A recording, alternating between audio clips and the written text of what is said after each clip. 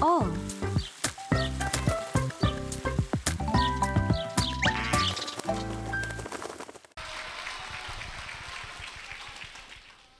이렇게 많은 우리 중고등학교 학생들과 그리고 또 사실은 좀처럼 만날 수 없는 어마어마한 우리 청년들을 함께 모시고 이 자리에서 우리의 진로와 또 우리의 미래에 대해서 같이 이야기할 수 있는 그 기회를 얻게 됐다는 것은 매우 의미 있는 일이라고 좀 생각을 합니다. 그래서 저희가 이제 지금 이 시간부터는 일부 시간에서는 학생 성공 공감 토크라고 해서 어떤 주제를 가지고 우리 5분 그리고 또 교육감과 함께 대화하는 시간을 갖고 그리고 그 두 번째로 이제 그 5분 내지 저를 포함해서 6명이 작은 미니 이 강연을 통해서 우리가 토크 시간에 했던 이야기들을 조금 구체적으로 설명하는 방식으로 좀 진행하려고 합니다. 그래서 이제는 출연하신 분들 잠깐 좀 자기소개를 하는 시간을 가졌으면 좋겠는데요. 함께 해주실 분들은 이제 제 옆자리부터 간단하게 자기 이름 그리고 하신 일 간단하게 설명을 먼저 해주시면 좋겠습니다. 자, 그러면 시작하시죠. 안녕하세요. 재생농업농부 김한결이라고 합니다. 반갑습니다.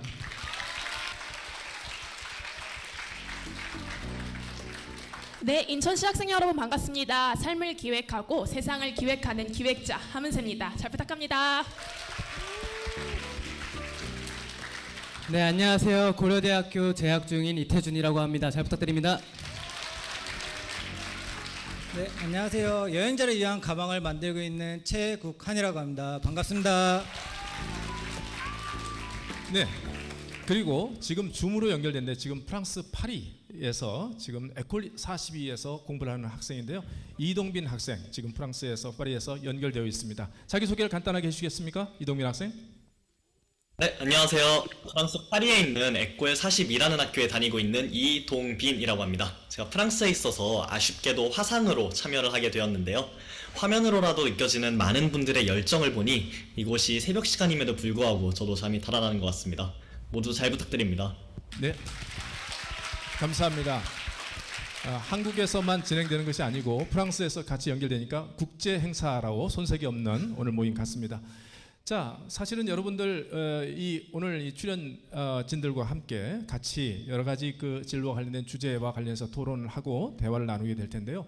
좀 보시면 아시겠지만 직업적으로 굉장히 좀 다양하시죠. 어떤 분들은 젊은 청년 농부의 삶을 좀 지향하고 계시고 어떤 분들은 또 그 가방 제작자 디자이너의 그 꿈을 꾸시고 어떤 분은 또 예비 배우의 또 길을 또 걸어가시고 또는 정치 영역으로 무엇인가를 좀 도전하는 일들도 좀 시도하시는 여러분들이 지금 계시는 것이고요. 저와 같은 경우는 공립학교 선생으로 13년 근무하다가 교육의 문제를 해결하기 위해서 학교 그만두고 제가 20년 동안 교육시민운동을 하는 다양한 영역의 직업을 밟고 있는 분들이 계시고 또 스펙으로 따지면 스펙도 굉장히 좀 다양합니다. 우선 고등학교 졸업을 하고 대학을 안 가신 분도 계시고 그리고 대학교를 갔는데 아예 필요 없어 해가지고 자퇴를 하는 분도 계시고 또 어떤 분들은 들어갔는데 시원찮아요. 그래서 그보다 더 중요한 일이 있어. 그래서 휴학을 하고 지금 활동하신 분도 있고 어떤 분은 대학 생활을 좀 하고 계신 분들도 있고 이렇게 다양한 스펙과 다양한 그 직업을 가진 그 이제 분들이 또 교육감님께서도 같이 또 이제 배석을 하셔서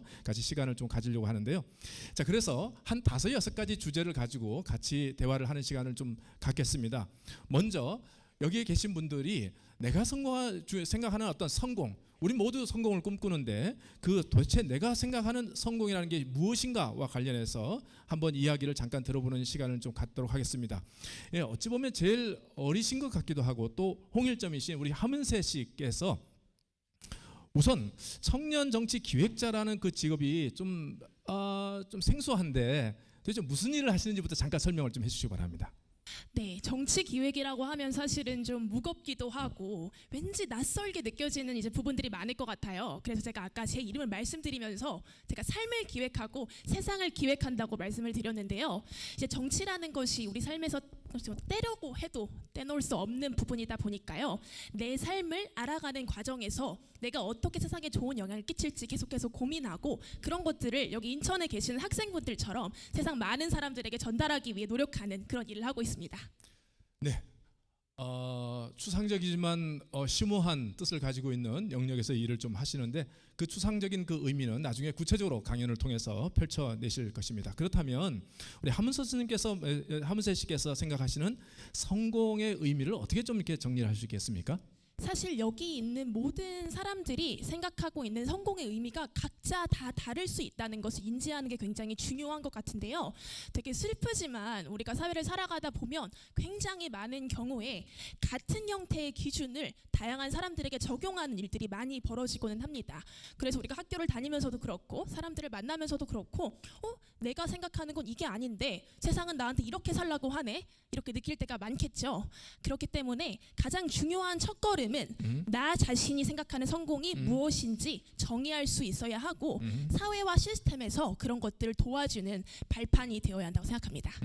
남이 그 강요하고 설정하는 그 성공의 개념을 내가 내면화하기 이전에 내 스스로가 성공을 규정하고 그 성공을 향해서 달려가는 삶 자체가 의미 있다. 이렇게 맞습니다. 이제 그 이야기할 수 있고 그런 성공은 굉장히 사람마다 다 다를 수 있다. 이렇게 좀 볼 수 있을 것 같은데요. 그러면 우리 여기 이 패널 가운데서 가장 연장자이신 우리 교육감님께서는 성공을 어떻게 정의하시겠습니까? 네. 예, 성공 그러면은 우리 사회 통념상으로 많이 얘기하는 것이 돈을 많이 벌거나 또는 명예를 얻거나 또는 권력을 갖거나 그러면은 성공한 인생이다 이렇게 얘기를 하는데 실제 성공이라는 것은 자기가 하고 싶은 일을 이뤄낸 것을 성공이라고 하는 것이고요. 그렇게 돈과 권력과 명예라고 하는 것은 우리나라가 발전해 오는 과정 속에서 산업사회에서는 돈을 중요시 여기고 또 이제 민주화가 되고 나서 어떤 명예라든가 또는 권력이라든가 이런 것이 그러기 시대에 따라서 조금씩 강조가 됐던 것이지 실제로는 자기가 좋아하는 일을 했을 때 성공이다. 그리고 여러분들 게임 같은 거 많이 해봤지만은 그 게임할 때 자기가 이루고 싶은 것을 딱 이뤄냈을 때 야 성공했다 이렇게 얘기를 하잖아요. 그래서 사전적으로 찾아봐도 자기가 하고 싶은 것을 이뤄낸 것을 성공이라고 이렇게 정의가 돼 있습니다. 그래서 우리 교육청에서 학생 성공 시대라고 이런 표현을 썼는데 우리 학생들이 자기가 좋아하고 잘하는 일을 찾아가서 그래서 배움도 행복하고 그 배움의 결과를 이 사회에서 실천하면서 행복하게 사는 것 그것이 행복이라고 저는 생각을 하고 있고 또 그런 의미로 우리 학생 성공 시대를 쓴 것이고요. 여러분들이 지금 이제 뭐 학교를 거쳐서 또 대학을 가고 또 직장을 얻고 이런 것들은 다 여러분 삶의 과정들이지 그 자체가 목적이 아닙니다. 결국 여러분들도 행복하게 사는 것, 가치 있게 사는 것, 어떻게 하면 의미 있게 사는 것 이런 것을 추구하고 있으리라고 보고요. 그래서 우리 인천 학생들부터 자기가 좋아하고 잘하는 일을 끊임없이 찾아가는 그런 과정들이 되었으면 좋겠다. 그런 생각을 갖고 여러분들이 그런 걸 잘 찾을 수 있도록 우리 교육청에서는 여건을 계속해서 만들어 보겠습니다. 네, 감사합니다. 네, 우리 교육감님께서 말씀하시니까 박수를 치시네요. 다른 분들도 박수 쳐주셔야 될 텐데 이 진행이 좀 그렇게 되면 안 될 것 같으니까요. 박수는 감동이 있을 때마다 자발적으로 쳐주시면 더 좋겠습니다. 그러니까 교육감님께서는 말씀하시기를 내가 하고 싶은 일을 이루어내는 것이 성공이다 말씀하셨고 남이 강요하고 남이 요구하는 것을 이루어내는 것이 아니고 내 스스로가 하고 싶은 것을 이루어내는 것이라고 할 때 중요한 것은 하고 싶은 것이 있어야 되는 것이고 두 번째 그것을 성사시키는 능력을 같이 이제 그 성공의 정의로 이야기를 하셨습니다. 자 그렇다면 그 성공을 위해서 내가 어떤 그 진로 직업의 길을 간다고 하면 반드시 그 일은 내가 하고 싶은 일이니까 내 가슴을 뛰게 만들어야 됩니다. 그렇지 않습니까? 내 가슴은 차갑게 재미도 없는데 내가 하고 싶다는 말을 할 수 없죠. 하고 싶다는 것은 가슴을 뛰게 만드는 것인데 자 그렇다면 제가 옆에 계시는 김한결 씨에게 좀 여쭙겠습니다. 지금 사실 재생농부 또는 청년농부의 그 길을 가고 있는데 보통 우리는 농부, 농사라고 하면 가슴이 뛰일 것 같지가 않고 고달픈 일만 있을 것 같은데 김한결 씨는 가슴이 뛰는 일을 선택하다가 농부의 길로 갔다고 저는 생각하는데 그 부분들 적성이 좀 잘 맞으시는지 좀 설명을 좀 주시면 좋겠습니다. 일단 제가 좀 자연을 좋아하는 성격이라서 그런지 이렇게 농부가 항상 좀 괜찮은 삶처럼 보였거든요. 그래서 굉장히 생각보다는 쉬운 선택이었던 것 같아요. 그러니까 약간 다른 분들이 가지시는 이미지에 비해서는 저 개인적으로는 그랬던 것 같은데, 근데 이제 사실 저는 처음부터 농부가 되려고 이렇게 계속해서 어렸을 때부터 생각하지는 않았거든요. 네네. 근데 이번에 우연찮은 기회에 진로를 다시 생각하게 됐을 때 기후 위기에 대해서 되게 많은 고민이 있었는데, 그거에 대한 나름의 어떤 한 가지 방법을 농업에서 찾은 것 같아서 네. 이렇게 하게 되었는데요. 이렇게 되게 시대적으로 많이 관심 가져주는 주제다 보니까 좀 응원도 많이 듣고 굉장히 좀 생각보다 행복한 직업인 것 네. 같습니다. 아니 그런데 지금 말씀을 좀 하실 때 그 농부의 그 길이 나에게는 쉬운 선택이었다. 그리고 나는 자연을 좀 좋아했다. 이 말씀하시고 지금 청주에서 농사 지금 생각하고 충주. 예. 네, 충주에서 그것도 여러 집단적으로 같이 공동체를 이루지 않고 혼자서 호롤단신 그 직업적으로 이 젊은 청년 농부의 길을 좀 밟고 계신데 매우 쉬운 선택이고 참 그 부분이 굉장히 좀 이렇게 의아하고 신기하기만 합니다. 나중에 강의를 통해서 좀 그 부분들을 풀어낼 거니까요. 여러분들 관심을 가져주시면 감사하겠고, 가슴을 뛰게 하는 일과 관련해서 지금 줌으로 같이 참여하고 있는 이동빈 학생하고도 좀 이렇게 이야기를 나누고 싶은데, 이동빈 학생 에꼴 42에 지금 재학하고 있다고 하는데 저희가 에꼴 42 잘 모릅니다. 에꼴이라는 것은 프랑스 말로 아마 우리말로 학교 내지는 영어로 스쿨의 표현일 텐데 학교 42 이런 이야기입니다. 간단하게 소개를 할까요? 도대체 에꼴 42가 뭐 하는 곳인지. 네. 에꼴 42에서 에꼴은 방금 말씀해 주신 것처럼 학교라는 뜻을 가지고 있는데요. 그래서 간단하게 사실 학교 이름을 말하면은 42라고만 표현을 하기도 합니다. 프랑스 파리에 있는 소프트웨어 IT 전문 학교인데요. 생긴 지 10년밖에 안 되었지만 독특한 교육 방식과 철학으로 10년 만에 프랑스 사회에서도 이름을 많이 알린 학교 중에 하나예요. 흔히 산무교육이라는 표현을 많이 쓰고 있는데, 첫째로 학비가 없고 교수진이 없고 수업이 없습니다. 독특하죠? 학비가 없는 것까지는 그렇다 쳐도 선생님도 없고 수업도 없다니 어찌 보면 학교의 근본이 사라진 것 같은 느낌이기도 합니다. 프랑스에서도 이러한 혁신적인 혹은 괴짜스러운 교육 방식으로 유명해지기도 했었는데요. 42가 이러한 혁신을 앞세운 데에는 물론 이유가 있었습니다. 사실 앞서 교육감님께서 말씀해주신 내용에 그 답이 꽤 많이 포함되어 있어서 내심 놀라고 있었는데, 조금은 이야기가 겹치겠지만 소개를 해드리도록 할게요. 사실 IT라는 분야가 변화가 굉장히 빠릅니다. 오늘 나온 신기술이 당장 내년에 버려져서 안 쓰일 수도 있어요. 42의 문제의식은 바로 이거였었죠. 전통적인 대학 교육에서는 지식을 가르치지만 이게 현대사회에서는 개발자에게 필요한 역량이 아니라는 거예요. 대신에 우리는 개발자가 개발자로서 살아가는 데 필요한 자양분을 심어주는 데 집중하겠다는 것이었죠. 이 자양분 4가지가 바로 스스로 학습하는 능력, 커뮤니케이션 능력, 그리고 창의성, 마지막으로 실패를 두려워하지 않는 마음이었습니다. 아까 42에서는 선생님도 수업도 없다고 말씀을 드렸었는데요. 대신 학생들에게 과제가 주어지게 됩니다. 그리고 이 과제를 해결하기 위한 지식들을 모두 스스로 구해야 하죠. 요즘은 인터넷과 유튜브라는 좋은 재료도 있으니까요. 그리고 그 과정에서 함께 공부하는 동료들과 정보를 나누고 토론을 하며 보다 좋은 결과물들을 고민을 합니다. 물론 그렇게 하다가 통과를 못할 수도 있는데 문제 없습니다. 과제는 몇 번이든지 무한히 재등록을 할 수가 있거든요. 실패를 실패로 받아들일 이유가 없는 겁니다. 오히려 배움의 기회인 거죠. 42는 이런 학교입니다. 학생들이 스스로 배우는 방법을 배우고 소통하는 법을 배우고 미래를 살아가는 방식을 배우는 곳이라고 설명드릴 수 있을 것 같아요. 네네, 감사합니다. 그 이동빈 학생 지금 파리 지금 몇 시인가요? 저희는 감이 없어서 저희는 지금 한 4시 정도 됐는데 파리는 몇 시입니까? 지금 8시간 정도 시차가 있어서 이제 막 오전 8시를 향해 가고 있습니다. 오전 8시. 네, 그래도 8시에 일어난 그 표정은 아니네요.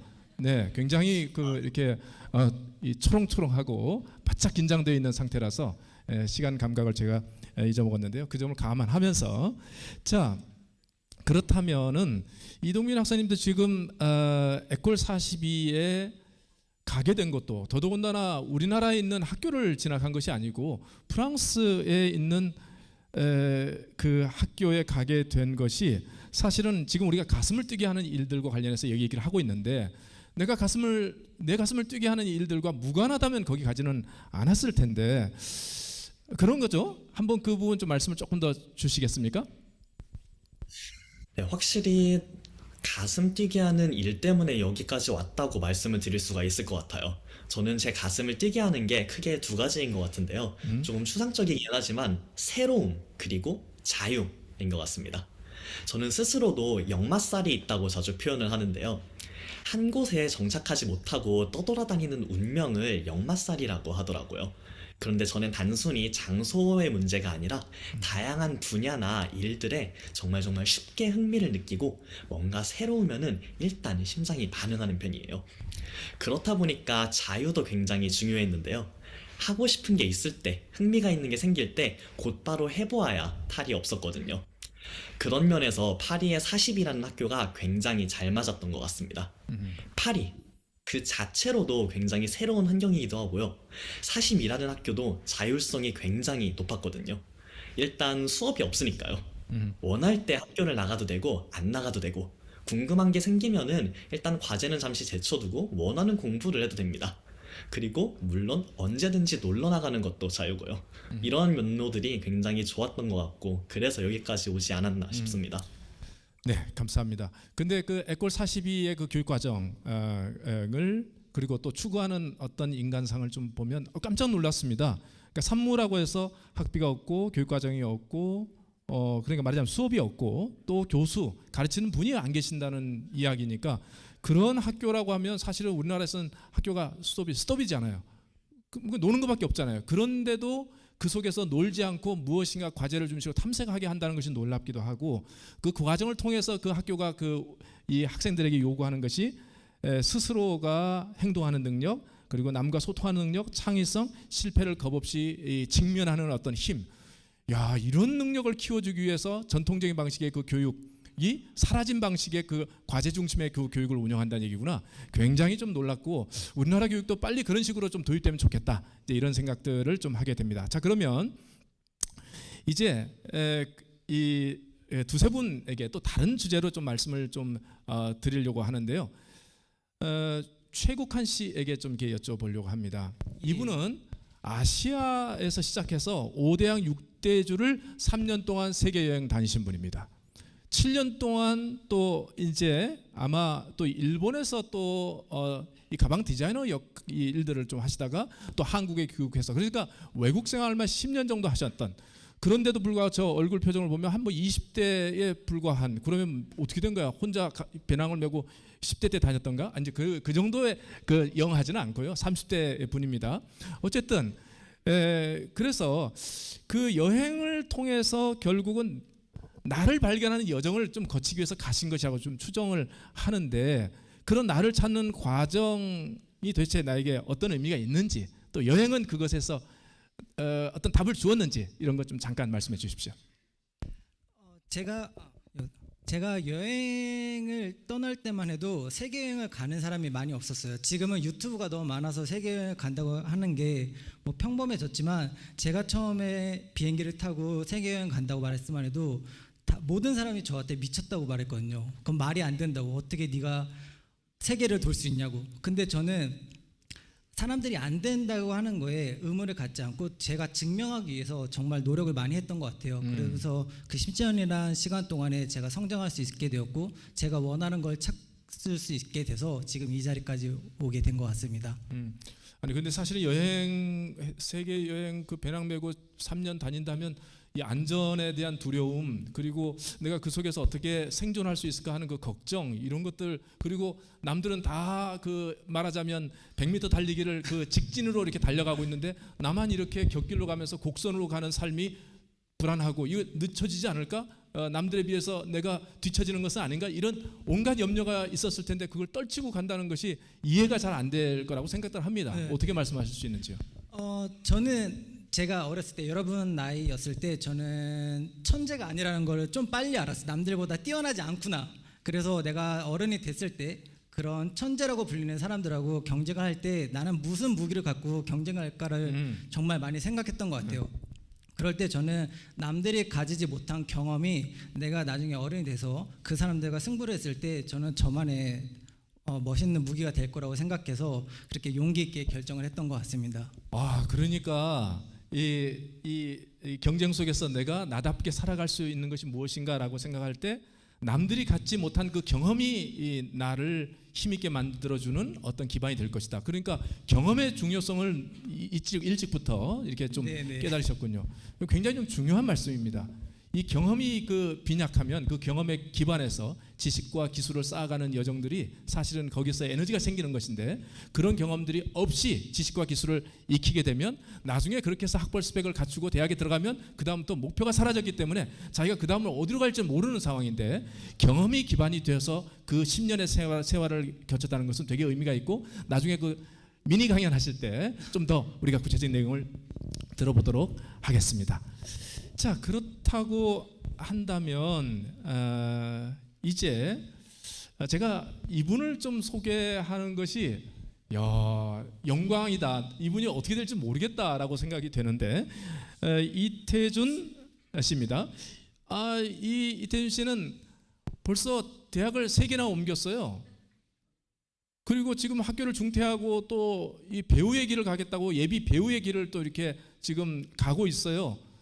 얼굴을 보면 와, 비주얼이 장난이 아닙니다. 잠깐 일어나 보시죠. 네, 잠깐 일어나십시오. 네, 아우 세상에. 네, 앉으시죠. 예. 와, 저는 이렇게 현장에서 이렇게 이 다비드 조각상과 같은 그 얼굴을 본 적이 거의 없습니다. 예, 끝나고 이분이 나중에 TV 공중파의 드라마에 주연 배우로 나올 것을 내다보고 사인을 좀 몇 장 좀 받아가야겠다 하는 생각이 들 정도인데, 야, 그런데 어떻게 대학을 3군데, 그러니까 앞에 최국환 씨는 해외 여행을 통해서 나를 발견하는 과정이었다면, 우리 이태준 씨는 대학을 옮기면서 나를 발견해 가는 과정이었다고 볼 수 있을 것 같아요. 예, 그 과정을 잘 찾았는지, 또 그런 과정에 의미가 있는지 한번 좀 말씀을 해주시죠. 사실 저도 처음에는 제 꿈에 대해서 확신을 갖기가 좀 어려웠던 게, 이제 다들 연기라고 하면 그 분야 자체가 어떻게 될지 모르는 거기 때문에 선생님과 부모님의 반대도 많이 있었고, 근데 그런 와중에도 이제 저는 계속 연기가 하고 싶었기 때문에 계속해서 해나가려고 노력을 했었는데, 일단 대학교를 이제 결국은 이제 선생님과 부모님의 반대로 막 일반적인 학과로 입학을 하게 되었지만, 그 이후에 이제 강의를 듣고 수업을 듣고 하는 시간들이 저에게는 별로 그렇게 가슴 뛰게 하지 못했던 것 같아요. 되게 그 시간들이 무의미하게 느껴졌고, 그래서 이제 군대 입대하기 전까지 최선을 다해서 한번 제가 하고 싶은 일을 해보자라고 도전을 하게 되었고, 그래서 그 일을 하고 있는 동안 그냥 너무 즐겁고 감사하고 행복했습니다. 그래서 그 내일에 제가 되게 기대되어지고 그게 되게 설레고, 그러면서 이제 그런 과정들을 통해서 진짜 내가 진정으로 하고 싶은 일이 이런 거구나를 깨닫게 된 것 같습니다. 우리 이태준 씨는 좀 인상적인 것이 뭐냐면 이거잖아요. 나는 연극의 길을, 배우의 길을 좀 가고 싶은데 부모님들이 반대를 하니까 부모님과 선생님들이 요구하는 방식으로, 그래 성적과 공부가 중요해? 그럼 맞추지 뭐, 이렇게 해서 사실은 뭐 뒤에 설명하겠지만 경희대 들어갔다가 그 다음에 서강대 들어갔다가 그러면 고려대 들어갔다가, 이게 뭐 목표하면 다 돼버려요. 그러면 사실은 그 과정을 통해서 나의 처음의 꿈을 잊어버리거든요. 이만한 스펙이면 됐어 라고 생각하면서 그냥 그 자체로 즐기면서, 그 배우의 꿈은 한때 내가 치기 어렸던 그 옛날에 가졌던 꿈이지 라고 생각하고 버렸을 텐데, 그 꿈을 그대로 버티면서 아직도 가지고 있고 그것을 위해서 이 휴학까지 했다는 것이 너무 놀라운 일이다. 어떻게 그 꿈을 아직도 이렇게 타협하지 않고 버틸 수 있었는지 궁금합니다. 삶에서 올바른 선택이라는 것 자체가 누군가에게 판단받는 것이 아니라고 일단 생각했고, 항상 제가 하고 싶은 일을 우선적으로 했을 때 그 선택들이 끝까지 이어나갈 수 있다고 생각을 많이 했던 것 같습니다. 그래서 저는 이렇게 능동적으로 선택하고 자기의 가치관에 따라서 직접적으로 무언가를 행하는 것이 삶에 있어서 올바른 선택이라고 생각을 했고요. 그래서 그러한 방식으로 나아간 것뿐이고, 그래서 지금은 이 선택을 한 것에 대해서 전혀 후회가 없고, 다만 이 일을 포기하였을 때의 걱정 정도는 있지만 그것들은 다 제가 감내해야 되는 것이라고 생각하고 있기 때문에 저는 그냥 지금 제가 제일 중요하게 생각하는 가치를 선택할 뿐이었습니다. 그게 삶에 있어서 올바른 선택이라고 네. 생각했습니다. 아, 말씀도 참 잘하시네요. 네, 뭐 본인 생각하기에 부족한 게 뭐라고 생각하십니까? 너무 네. 많아서 네, 열심히 아유, 생각하겠습니다. 겸손하기까지 합니다. 자, 그러면 이제 우리 이 교육감님께 여쭈고 싶은데, 사실은 교육감님은 제가 옛날에는 잘 몰랐습니다. 그런데 저희가 교육에 보면 이 우리나라에서 학벌 스펙 없는 채용 문화를 도입하기 위해서 온갖 일들을 하면서 3년 동안 있다가 사실은 그 이제 운명처럼 우리 교육감님을 만났는데, 제가 사실은 우리나라에 존재하는 수많은 교육감님들 제가 거의 다 알고 있습니다. 그런데 저렇게 우리 학생들의 고통, 그리고 또 이 진로에 대해서 저 진정성을 가지고 저렇게 수고하신 분들은 제가 좀처럼 만난 적이 없어요.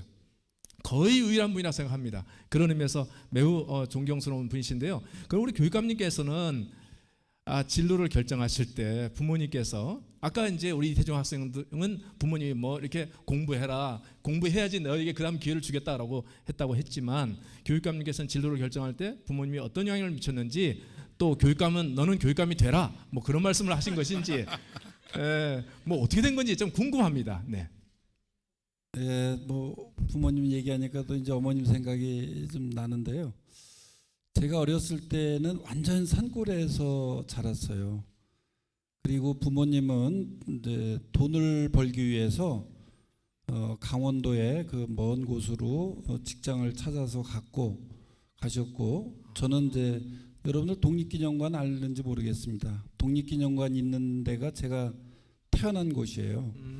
그래서 부모님께서는 강원도로 가 계시고, 저는 할아버지 할머니가 저를 키워줬고, 제가 자란 곳은 완전히 산밖에 없는 그야말로 산골이고, 전기도 안 들어오고 버스도 저녁 때 한번 들어왔다가 아침에 나가는 그런 곳이었는데, 지금 돌이켜서 생각해 보면 그 시골에서 흙에서 자란 내 마음이라는 그 식구가 딱 다가올 정도로 그 시골에서의 생활, 그리고 할아버지 할머니는 무조건적인 사랑이죠. 또 그렇죠. 제가 무녀동남이에요. 형제가 아무도 없어요. 그러니까 훨씬 더 귀한 손주죠. 뭐 집안은 넉넉하지 않았기 때문에 어렵긴 했지만은 이제 그런 환경 속에서 자라다가 이제 10살 때 부평으로 와가지고 초중고를 다 부평에서 다니면서 이제 어머니하고 만나게 됐는데, 어머니는 내가 이제 할머니 할아버지 밑에서 자라다 보니까 버릇이 없다 그러면서 회초리를 들고 이제 엄격하게 저한테 뭔가 이렇게 잘못하면은 회초리도 드시고 또 야단치고 그러셨는데, 제가 중학교 2학년 돼 가지고 이제 어머니한테 매를 들지 마시라고 이렇게 딱 말씀을 드렸어요. 그 뒤로부터는 일체 매를 안 드시고, 또 제가 하는 일에 대해서 이래라 저래라 하지도 않으셨어요. 그냥 내가 뭐 필요하면은 그거를 도와주지 못해서 정말 어려움을 겪는 거에 대해서 안타까워하시고, 그냥 저를 그냥 믿고 이제 그때부터는 기다려 주신 거죠. 제가 뭘 하든 또 안 하든 어쨌든 저에 대해서 이래라 저래라 하지 않으셨어요. 그리고 할아버지 할머니도 나중에 이제 모셔서 인천으로 오셨는데, 그 할아버지께서는 이제 한학을 하시고 목수도 하시고 그랬는데, 이제 어렸을 때 저한테 천자문을 가르쳐 주시고, 그렇게 하면서 할아버지도 일체 말이 없으신 분이에요. 아주 장인의 정신을 가지고 계신 분이고, 또 한학을 하셨기 때문에 혼자 계시더라도 늘 자기를 스스로 이렇게 함부로 하지 않는 그런, 요새 이제 대학에 이제 신독이라는 말이 나오는데, 홀로 있을 때도 이렇게 삼간다라고 하는 그런 네. 표현들인데요. 그런 모습들이 저한테는 이제 상당히 이렇게 크게 다가왔고 또 그분들이 저한테 끝까지 기다려 주신 것 그런 것이 저한테 큰 힘이 되지 않았나 생각이 들고요. 제가 또 선생이 20대 됐다가 또 해직도 당하고 막 부모님 속을 엄청 썩였어요. 그런데도 불구하고 부모님이 끝까지 저의 편이셨고 지금은 다 돌아가셔가지고 교육감 되기 전에 돌아가셔가지고 교육감 됐는지도 모르고 계세요. 그래서 그 부모님과 할아버지 할머니 또 저는 이제 무녀동남으로 살았기 때문에 그분들이 그냥 저한테 했던 무조건적인 사랑, 기다림, 믿고 기다려주는 것 이런 부분이 굉장히 중요하다. 그리고 그 옛날에는 부모님들이 뭐 그냥 교육은 네 스스로 학교에서 하는 대로 그냥 맡겨놓고 선생님 그림자도 안 받는다. 그렇게 선생님들과 학교를 굉장히 존중을 많이 해줬던 그런 시절이고 진로도 학교에서 거의 다 이렇게 정해주고 상담하고 그랬던 그런 시절이었습니다. 그래서 저는 우리 학생들도 스스로 자기 삶에 대해서 빠르게 이렇게 주인공이 돼서 스스로 만들어 가려고 하는 그런 태도가 필요하지 않을까 하는 생각이 듭니다. 네, 감사합니다. 우리 교육감님께서 받은 그 교육은 매우 좀 독특한데요. 10년 정도 부모님이 강원도에 그 직업 때문에 자리를 좀 비우셨을 때 그 빈자리를 우리 할머니 할아버지의 그 사랑으로 좀 메꿔주셨다 하는 측면들, 그리고 또 중학교 때 또 어머니께서 뭐 잘되라고 매를 좀 드실 때가 좀 이렇게 가끔 있었을 텐데 그 매를 드실 때 딱 매 드지 마시라 그렇게 이야기를 했다는 것도 일단 놀랐고 그 말을 듣고 또 매를 또 안 들기로 한 부모님 어머니가 또 놀랍고, 그러니까 아마 버릇이 없이 매들지 마세요. 눈에 흰자위가 90% 정도 돼가지고 막 대들면서 그러지는 않았을 거예요. 아, 내가 매들지 않아도 되겠구나, 싹이 있구나, 그런 생각이 들어서 어머니도 설득이 돼서 그 다음부터는 응원하는 존재로 그렇게 역할을 하신 것이라고 좀 볼 수 있었는데, 그 부모님과 그 우리 교육감님의 그 상호작용이라든지 서로 어떤 신뢰하는 관계 굉장히 좀 이렇게 의미 있다. 그리고 또 할머니 할아버지가 그 빈자리를 메꿔서 사실은 교육감님께서 이제 해직도 당하셨다고 했잖아요. 교사 시절에 그 어려움들을 어떻게 넘어설 수 있을까 보면 할아버지 할머니가 주셨던 그 사랑 때문에 견디는 거지. 그 어려움 고초는 그 사랑이 없으면 고초를 못 견딥니다. 이제 그런 부분에서 어린 시절부터 이 남다른 그 진로의 길을 가는데 필요한 자원들은 다 확보하고 그 길을 가졌겠구나 이런 생각이 듭니다. 자, 그러면 이제 제가 사실은 이태준 학생에게 묻고 싶은 것도 많이 있습니다. 뭐 휴학을 했을 때 그 부모님은 또 가만히 계시더냐부터 시작해가지고 그러나 나중에 그런 발표할 때 좀 말씀을 좀 주시고요. 우리 최국환 씨에게 좀 질문을 좀 이렇게 드리겠습니다. 아까 이태준 학생이 올바른 선택에 대해서 이야기를 했습니다. 그래서 나다운 것들의 중심을 잡고 어떤 결정들을 하고 불안한 부분은 있지만 그래도 이제 가는 부분을 말씀을 좀 했는데, 말씀 제가 아까 소개한 것처럼 3년간 세계 여행도 다니고 7년간 또 일본에서 가방 디자이너 역할도 하시고 그러다가 한국 땅에 와서 또 가방 제작과 관련된 일들을 좀 이렇게 하시는데 그 과정이 그 선택이잖아요. 그 선택이 옳은 선택인지에 대해서 나에게 끊임없이 묻는 거 아니겠습니까? 그래도 되겠다라고 싶어서 선택을 했는데, 자, 그래서 최욱환 씨에게서 올바른 선택이란 무엇이고 이 진로의 과정들을 거치면서 그 결과에 대해서 본인이 어떻게 느낌을 갖고 있는지 좀 설명 주시죠. 어려운 질문인데 저는 항상 A, B 둘 중에 선택을 하게 됐을 때 만약에 A를 고르게 됐을 때는 B를 고르지 않아서 후회하기보다는 A를 증명하기 위해서 되게 노력을 많이 했던 것 같아요. 남들이 안 된다고 했던 옵션이지만 저는 그거를 실현시키기 위해서 정말 피나는 노력을 했고, 근데 그 노력 과정 중에서도 분명히 저한테 안 된다고 하는 사람들이 많더라고요. 왜냐면 한 번도 해본 사람이 없으니까. 근데 저는 정말 저에게 소중하게 했던 조언이면 겸허히 받아들이고 그냥 조금 삶에 필요 없는 조언이라고 느꼈을 때는 그냥 묵묵히 제 길을 가려고 초심을 잃지 않았던 것 같아요. 네. 근데 이제 A냐 B냐 선택을 할 때 가지하는 그 B를 생각하기보다는 A의 길을 가는데 그 길이 나에게 맞는다는 것을 증명해내려고 노력했다 이런 예, 말씀하셨는데 예. 증명이 성공을 거뒀습니까? 저는 제가 지금까지 원했던 건 다 증명시켰던 것 같아요. 아, 자기 자신에게 증명을 한 겁니까? 네. 아니면 옆에 가족들에게 증명을 한 겁니까? 그런 게 아니라 내가 원했던 꿈을 위해서 분명히 가는 과정에서는 실패가 있었지만 네. 저는 그걸 포기하지 않고 다 성공시켜서 제가 지금 이 자리까지 왔던 거거든요. 그래서 제 스스로는 증명시켰다고 생각합니다. 그러니까 세계 여행 3년 세계 여행도 해냈고 예, 예. 일본에서 7년 동안 가방 그 디자이너 업무도 예. 그래도 해냈다고 볼 수 있다는 거죠. 예, 예. 나중에 강의 때 좀 들어봐야겠습니다. 네. 자, 궁금한 그 부분들이 좀 많은데요.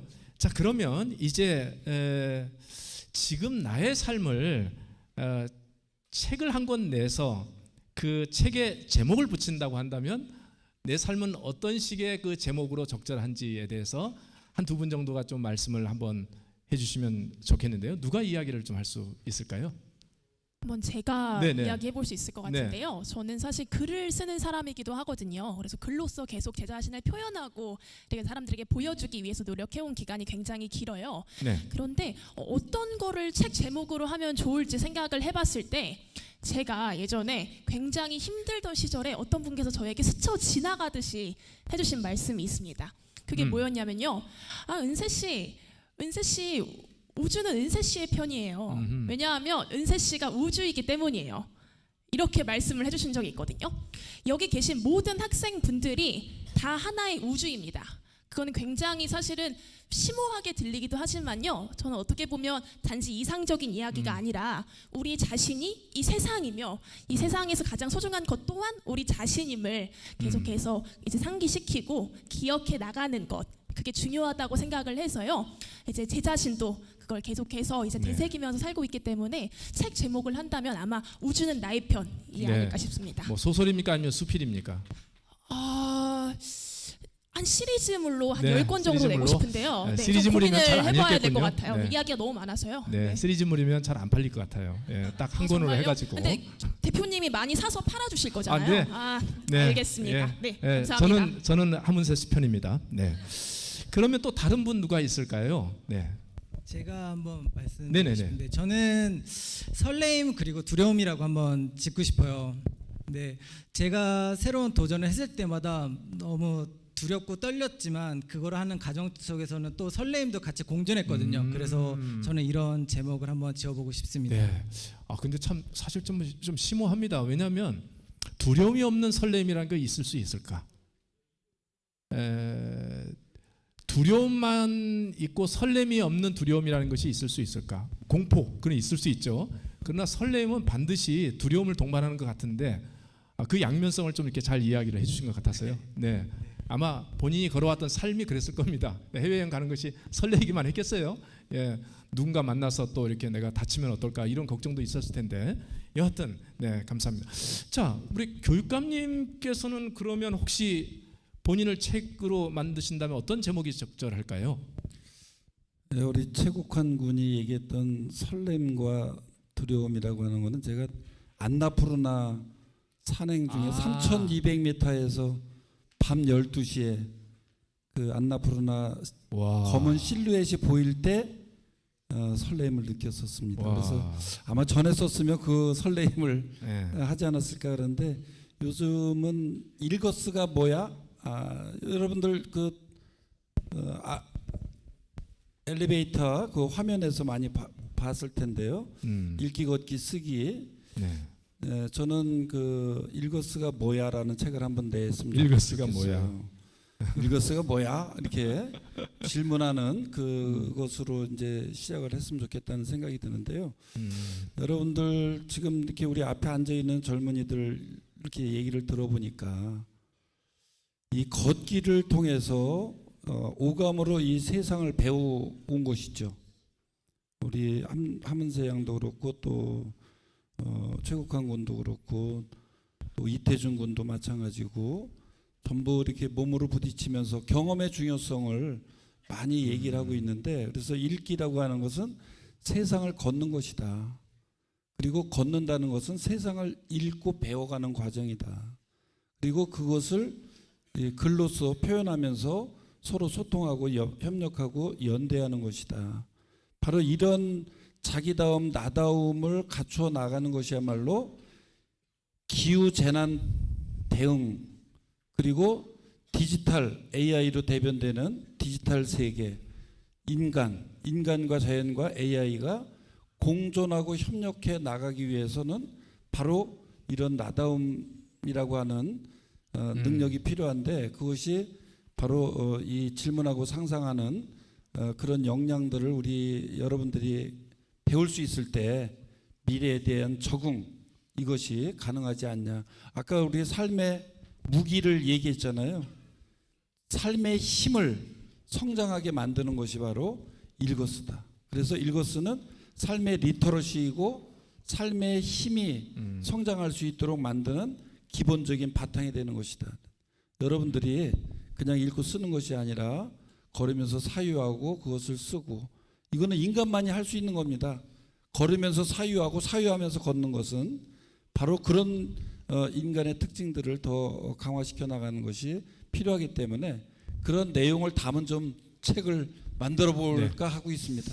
네, 그 책을 만들어내시면 적어도 독자는 한 400명, 오늘 청중들은 다 독자가 될 것 같으니까요. 빨리 만들어내시면 좀 좋겠고, 교육감님의 어린 시절 이야기를 첫 1장에 좀 이렇게 적어주시면 책을 읽는데 훨씬 이제 몰입도가 높아질 것 같다는 생각이 듭니다.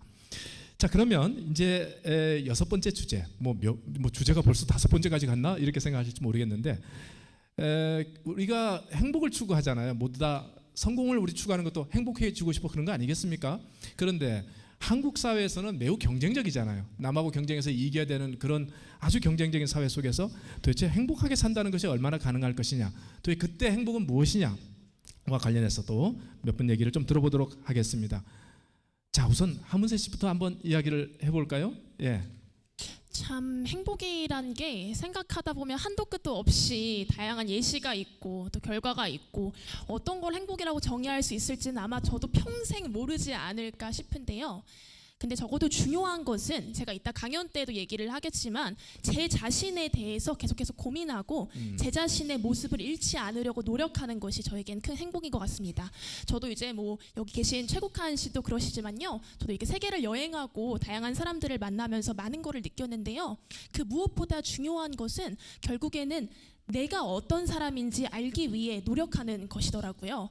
근데 이제 그런 노력들이 아마 기반이 되어야만 내가 생각하는 행복이 무엇인지도 계속해서 찾아나가는 그런 여정을 즐길 수 있지 않을까 싶습니다. 자, 그러면 우리 김한결 씨도 지금 청년 농부의 삶을 지금 이제 살고 계시는데, 농부의 삶이야말로 사실은 이 경제적 자립이라든지 이 생존의 문제하고 굉장히 연결이 될 텐데, 그래도 살 수 있는 것인지, 농부의 삶이라는 거 지속 가능한 것인지 어떻게 생각하십니까? 전 다행스럽게도 제가 참고하고 있는 롤모델 분들이 굉장히 성공적인 경제적 모델을 좀 보여주고 계신 것 같아요. 그래서 조금 자신감을 얻고 도전을 할 수가 있었는데, 네, 그 점에서 좀 더 이렇게 저를 마음 편하게 해줬던 거는 이제 그런 이렇게 하면 잘 될 거라는 그런 계획이 될 수 있는 그런 모델을 갖고 있다 하더라도 되게 한국에는 생소한 걸 하기 때문에 제가 잘 하고 있는 건지 잘 가고 있는 건지, 아까 질문 잠깐 하셨던 것처럼 옳은 결정을 한 건지 계속 자문하게 될 때가 많은데, 그럴 때 약간 제가 제대로 하고 있는지 같은 거를 점검할 수 있게 하는 그런 어떤 나침반 같은 그런 것들을 갖고 있다는 게 굉장히 자신감을 더 갖고 계속 나아갈 수 있게 해주는 것 같더라고요. 그래서 그런 점이 굉장히 중요하지 않나라는 좀 개인적인 생각을 많이 했습니다. 지금 그 말씀하신 것은 우리가 직업, 꿈을 가지고 좀 살아갈 때 그것이 현실 속에서 자리를 잡아야지 될 텐데, 그것을 어떻게 한다는 말이냐. 많은 사람들은 자리를 잡는 것이 더 중요하기 때문에 꿈을 포기하는데, 꿈을 가지고 있는 사람들이 어떻게 자리를 잡게 할 것이냐 하는 그 부분에 대한 숙제가 있는 것 같습니다. 그러나 분명한 것은 내가 잘할 수 있는 것과 좋아하는 것을 가지고 적어도 다른 사람들의 고통과 그 필요에 응답하는 삶을 살기 위해서 자기를 그 일에 집중하게 되면 거기서 전문성이라는 게 생기고, 또 그것을 또 많은 사람들이 좋아하다 보면 꾸준하게 그 일들을 많이 하게 될 것이고, 그렇게 되면 경제적 자립은 뒤따라온다. 그런데 많은 젊은이들이, 한국 사회에서 많은 젊은이들이 경제적 자립을 직업 선택의 앞단에 두어서 이 조건으로 둬가지고 경제적 자립이 가능한 직업부터 선택하는 거예요. 그러다 보니까 꿈은 다 탈락이에요. 그렇게 하지 않고 꿈을 선택하고 그 일들을 위해서 매진하게 되면 경제적 자립은 뒤따라온다. 그렇게 생각하고 의사결정하는 것이 훨씬 지혜로운 것이다. 이렇게 우리가 정리할 수 있을 것 같습니다. 자, 사실은 한 서너 시간 이야기해야 될 그 복잡한 주제를 저희가 한 50분, 1시간 정도 정리한 셈인데요. 그래서 저희가 일부 마지막 이 토크 시간에서는 이제 이렇게 정리를 좀 하면서 우리 교육감님께 좀 질문을 마지막으로 좀 드리도록 하겠습니다. 학창 시절을 보낸 선배로서 우리 지금 여기 중학생들과 고등학생들에게 어떤 그 이제 말씀을 좀 주고 싶은지 좀 마무리해 주시면 좋겠습니다. 네, 오늘 아주 이렇게 보니까 귀를 쫑긋하고 아주 경청하는 자세가 참 좋습니다. 여러분들 10대는 부모님과 주변들 사람 사이에서 줄타기를 한다, 이렇게 심리를 표현을 했습니다. 여러분들 동의하십니까?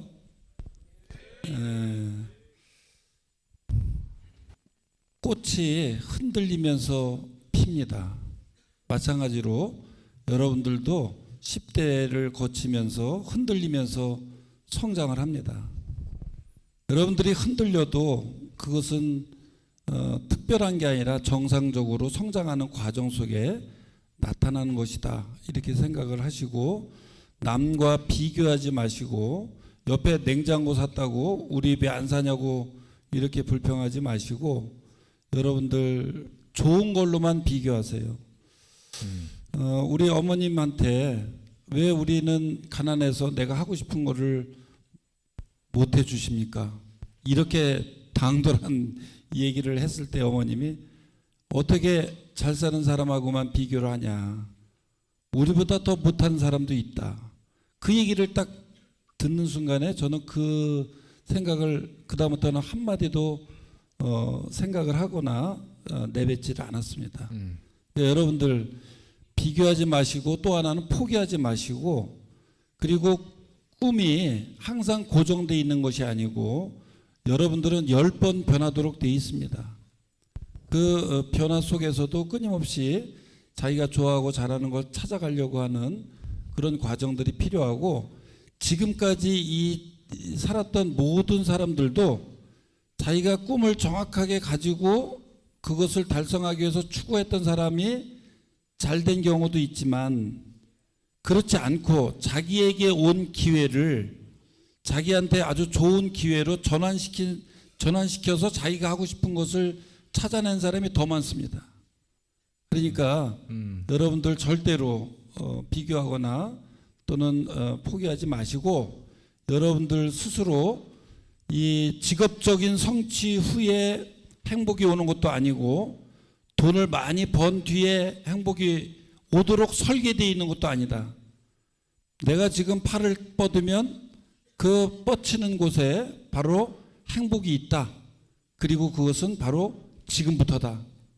이런 말을 여러분들이 잘 새기면서 어떤 화이팅 하시기 바랍니다. 여러분 감사합니다. 네, 감사합니다. 우리 제가 강의를 하는데 벌써 강의를 시작하기도 전에 코로나 시대인데 마스크를 검은 마스크를 쓴 그 학생들이 60명 들어왔는데, 제가 강의를 시작하자마자 맨 뒤에 있는 두 학생이 이 마스크를 안대로 올리더라고요. 안대로 올리면서 잠을 자기 시작하더라고요. 제가 그 모습을 보고 마스크가 안대로 바뀌는 그 창의성에 굉장히 좀 놀라기도 했는데, 크게 될 사람이죠, 그 사람들은. 근데 어쨌든 간에 오늘 이 토론을 하는 과정에서 여기 보면 중학생들, 저쪽에 특히 남학생들이, 야, 저렇게 아까 교육감님 우리가 오신 분들 이제 소개할 때 여러와 같은 그 박수와 환호를 좀 보인 경우라든지 이렇게 집중을 좀 하시는 모습들을 보고, 야, 인천 교육 소망이 있다, 이런 생각이 들게 됩니다. 오늘 여러분들 함께 하셔서 너무 감사하고, 참석해 주신 모든 분들, 그리고 함께 하신 모든 우리 발표자분들께 격려의 박수 부탁합니다. 감사합니다.